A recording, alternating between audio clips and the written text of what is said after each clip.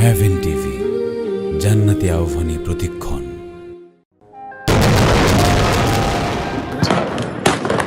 হৃদয়ে ফিলিস্তিন, সুলাইমান মাসুম। আমি কবি নই, তবু আজ কবিতা লিখতে ইচ্ছে হয় ফিলিস্তিনকে নিয়ে। কাব্য সাজিয়ে ফিলিস্তিনকে আমার হৃদয়ে ধারণ করতে আজ খুব ইচ্ছে হয়। আমি সাহিত্যিক নই, তবু আজ সাহিত্য সাজাতে ইচ্ছে হয় প্যালেস্টাইনের সকল শহীদদের চিরস্বপ্নকে নিয়ে। আমি গল্পকার নই, তবু ফিলিস্তিনের নিত্যদিনের ঘটনা প্রবাহকে আগামী প্রজন্মের জন্য প্রেরণা আর জিহাদের গল্পে সাজাতে ইচ্ছে হয়,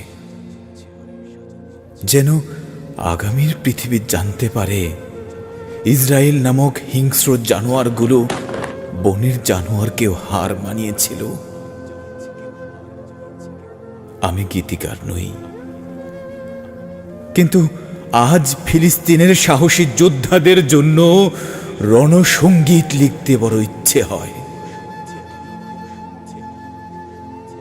ইতিহাস নিয়ে পড়লেও এখন আর আমি ইতিহাস চর্চা করি না, কিন্তু আমার এখন ইচ্ছে হয় আল আকসার মুসল্লিদের উপর বর্বর হামলাকে আগামীর জন্য ইতিহাস লিখে যেতে। ওহে বিশ্ববাসী, জেনে রেখো, বাবার হাতে রক্তাক্ত শিশুর কফিন, শহীদ বাবার কফিনের মিছিলে আহত শিশুর ছুটে চলা, এজন্য এক নির্মম পৃথিবীর আগমনী বার্তা।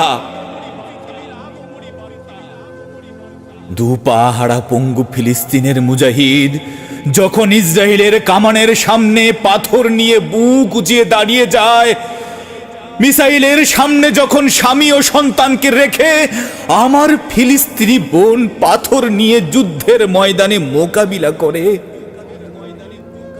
তখন আমার লিখতে নয়, শরীরের সমস্ত শক্তি দিয়ে গোটা পৃথিবীকে জানাতে ইচ্ছে হয়, চেয়ে দেখো হে পৃথিবী, ফিলিস্তিনের মজলুম জনপদের নারী, শিশু আর ইমানের বলে বলিয়ান যুবকদের দিকে দেখো। তারা জীবনের চেয়ে মৃত্যুকে বেছে নিয়েছে মসজিদুল আকসা আর স্বাধীন ফিলিস্তিনের বিনিময়ে। তাদের হৃদয়ে আজ কেবলই ফিলিস্তিন, ফিলিস্তিন আর ফিলিস্তিন। রক্তের প্রতিটা কণিকায় আজ মসজিদুল আকসার আজানের ধ্বনি বাজে। শুনে রেখো হে অভিশপ্ত ইসরায়েল, আল্লাহ ছাড় দেন, কিন্তু ছেড়ে দেন না। লক্ষ লক্ষ শহীদ ও গাজীর ত্যাগের বিনিময়ে আল আকসার বিজয় হবেই হবে ইনশাআল্লাহ। ফিলিস্তিন ফিরে পাবে তার পূর্ণ স্বাধীনতা ইনশাআল্লাহ। জীবনের শেষ রক্তবিন্দু দিয়ে হলেও আল আকসার বিজয় আসবেই, আসবেই, আসবেই ইনশাআল্লাহ।